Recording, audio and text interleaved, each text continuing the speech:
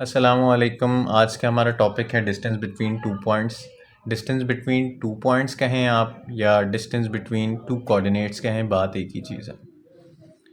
अच्छा, ये distance between two points और डिस्टेंस बिटवीन टू कोऑर्डिनेट्स से मुराद एक्चुअली ये चीज़ है कि कोई भी एक स्ट्रेट लाइन है जो दो पॉइंट्स के दरमियान है और उस लाइन सेगमेंट की जो लेंथ है, उस लाइन सेगमेंट की लेंथ का मालूम करना एक्चुअली ये कहलाता है टू पॉइंट्स के दरमियान का डिस्टेंस। तो जैसे कि आपको नज़र आ रहा है, ये मैंने लिखा है let x1 y1 and x2 y2 be any two points. x1 y1 x2 y2 कोई भी दो पॉइंट्स हैं। Then the distance between these two points, x1 y1 x2 y2 कोई भी दो पॉइंट्स हैं और उन पॉइंट्स के दरमियान जो डिस्टेंस है वो हम फाइंड आउट कर सकते हैं बाय यूजिंग दिस फार्मूला।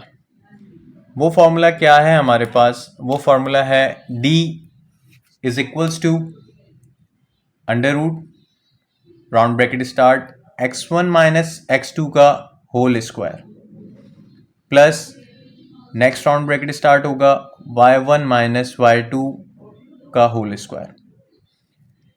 किस तरीके से इस फार्मूले को यूज़ करते हैं ये एक एग्जांपल के थ्रू हम लोग समझने की कोशिश करेंगे। एक एग्जांपल हमने लिया, उसमें बोल रहा है find the distance between the points, और आपको पॉइंट्स दिए हुए हैं जैसा कि आपको नज़र आ रहा है 4,5 एंड 2,1। तो पहले आपको ये चीज़ पता होगी कि पहले वाली चीज़ x होती है, दूसरे वाली चीज़ y होती है।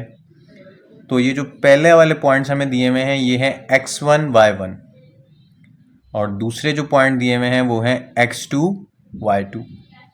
तो बिल्कुल उसी तरीके से मैंने यहाँ पर मेंशन किया कि x1 y1 बराबर है, कौन से पॉइंट्स थे हमें, 4,5 था, तो मैंने लिखा x1 y1 बराबर है 4,5। इट्स मीन कि x1 की वैल्यू क्या है, 4 है और y1 की वैल्यू 5 है। इसी तरह x2 y2, इससे मुराद हमारे पास ये है कि x2 की वैल्यू 2 है और y2 की वैल्यू 1 है।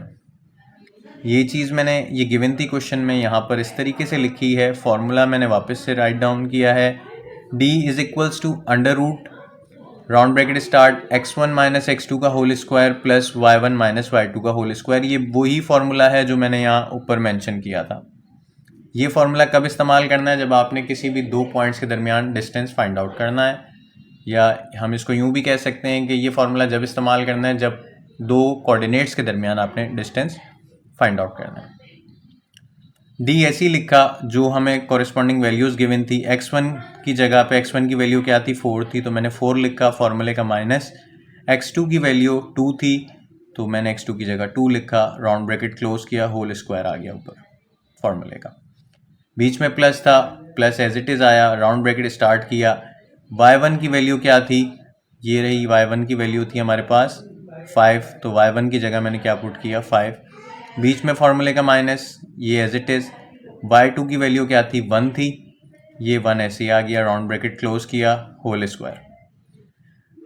नीचे नेक्स्ट स्टेप में आया, d is equals to square root, मैंने ऐसे ही लिखा, 4 में से 2 किया, 2 बचा, तो 2 के ऊपर ये स्क्वायर आ गया एज इट इज़। बीच में प्लस का साइन था, ये प्लस का साइन है, ये प्लस का साइन है। 5 में से 1 गया, 4 बचा और 4 पे वो स्क्वायर एज इट इज़ आ गया। 2 का स्क्वायर हमारे पास 4 हो गया और 4 का स्क्वायर 16 हो गया। 4 प्लस 16 ये 20 हो गया, square root as it is लिखा हुआ है।